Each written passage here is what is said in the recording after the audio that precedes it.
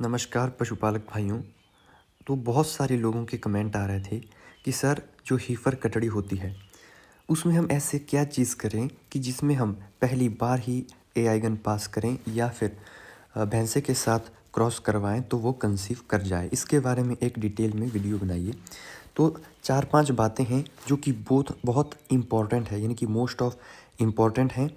तो इन बातों का अगर आप ध्यान रखेंगे तो आपकी जो कटड़ी है जो कि फर्स्ट टाइमर है उसे चाहे आप भैंसे से क्रॉस करवाओ या फिर उसको आप कृत्रिम गर्भाधान करवाओ, वह पक्का गाभिन ठहरेगी।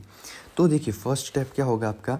सबसे पहले तो इसी तरह की इन्फॉर्मेटिव जानकारी के लिए हमारे यूट्यूब चैनल को सब्सक्राइब करें, इस वीडियो को लाइक करें, शेयर करें और किसी भी तरह का डाउट रहता है तो नीचे कमेंट सेक्शन में आप हमें बता सकते हैं। तो सबसे पहले आपको देखना है कि आपकी जो कटड़ी है वो लगभग 2 साल की तो कंप्लीट होनी ही चाहिए।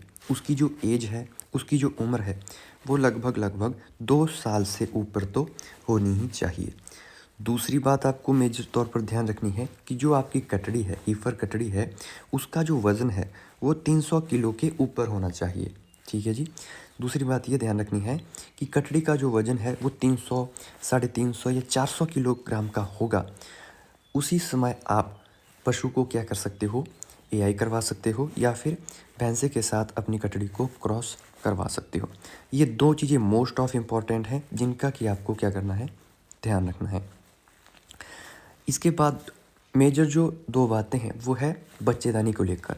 ठीक है जी। देखिए आपको ये भी पता होना चाहिए, बाहर से तो आपकी कटड़ी देखने में भरपूर है, उसका बॉडी वेट मान लीजिए हो गया 300 किलो का, साथ ही साथ 2 साल भी कंप्लीट हो चुके हैं। लेकिन तीसरी इंपॉर्टेंट बात आती है बच्चेदानी की, कि उसकी बच्चेदानी की डेवलपमेंट कैसी है। देखिए अगर बच्चेदानी वीक होगी, कई बार क्या होता है कि बाहर से जो कटड़ी होगी वो देखने को बिल्कुल भरपूर होगी, लेकिन उसके इंटरनल जो ऑर्गन होते हैं, यानी अंदर के जो ऑर्गन होते हैं वो बहुत ज़्यादा वीक होते हैं।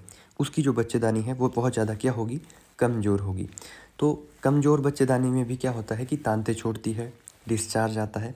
अगर आप ये सोचेंगे कि बच्चेदानी बिल्कुल सही है तो ऐसा नहीं है। तो एक बार क्या करना है आपने, पशु चिकित्सक से अपनी हीफर कटड़ी की जो बच्चेदानी है उसको भी चेकआउट करवाना है। तीसरी बात का ध्यान रखना है कि बच्चेदानी भी प्रॉपर ग्रोथ में होनी चाहिए। इसके बाद हम बात करते हैं चौथी और मोस्ट ऑफ इम्पॉर्टेंट बात, हीट के बारे में। अगर पशु की हीट सही नहीं होगी तो आप कितनी बार एआई करवा लो या भैंसे के साथ क्रॉस करवा लो, आपकी जो हीफर कटड़ी है वो कंसीव नहीं करेगी। तो चौथी मेजर बात है हीट। मतलब कि जो हीफर कटड़ी है वह डिस्चार्ज उसका निकलता रहना चाहिए। और किस तरह का होना चाहिए, बिल्कुल पानी के जैसा ट्रांसपेरेंट डिस्चार्ज होना चाहिए। दूसरी बात ये है, और इसी के साथ ही क्या होता है कि एनिमल रंभाता है, लाइक बेलोइंग करता है। तो ये जो 2 सिम्टम्स है हीट में भी, ये आपको मोस्ट ऑफ इम्पॉर्टेंट देखने हैं। एक तो पशु का क्या है कि एक तो तांते छोड़ना चाहिए, किस तरह से, बिल्कुल वाटरी पानी के जैसे बिल्कुल साफ़ सुथरे तांते छोड़ने चाहिए। दूसरा कि रंभाना चाहिए, जैसे बेलोइंग करती है। तो ये 2 बातें भी लास्ट की जो मैंने आपको बताई हीट के बारे में, क्योंकि क्या होता है कि मिड हीट में ही पशु में एआई की जाती है। तो आपने ध्यान रखना है कि मिड हीट में ही आप पशु चिकित्सक से अपनी हीफर कटड़ी की एआई करवाएं। ठीक है जी।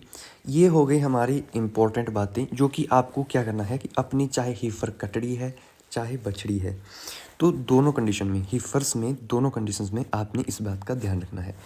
तीसरी बात ये है, इसके अलावा जैसे कि पशु में पेट के कीड़े मारने वाली दवा जैसे कि डिवॉर्मिंग मेडिसिन्स होती हैं, तो आपने ध्यान रखना है कि पशु में क्या है कि आप समय समय पर डिवॉर्मिंग मेडिसिन को भी खिलाते रहें। और साथ में जो दाना मिक्सचर आप अपने पशु को देते हैं या कोई कैल्शियम का पाउडर दे रहे हैं या कोई मिनरल मिक्सचर का जो बहुत सारे देखो ना मार्केट में पाउडर्स वगैरह आते हैं, तो इस बात का आपको क्या करना है कि ध्यान रखना है कि प्रॉपर वे में न्यूट्रिशन आपने अपने पशु को प्रोवाइड करवाना है।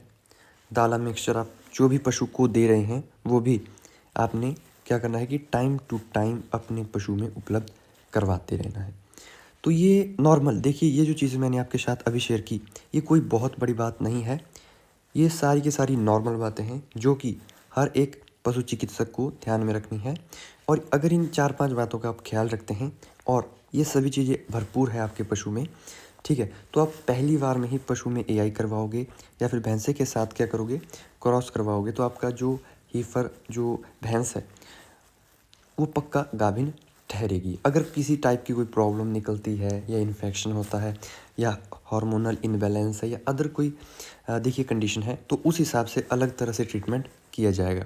वीडियो नॉलेजेबल लगी हो तो लाइक करें, शेयर करें, चैनल को सब्सक्राइब करें। मिलते हैं नए वीडियो में।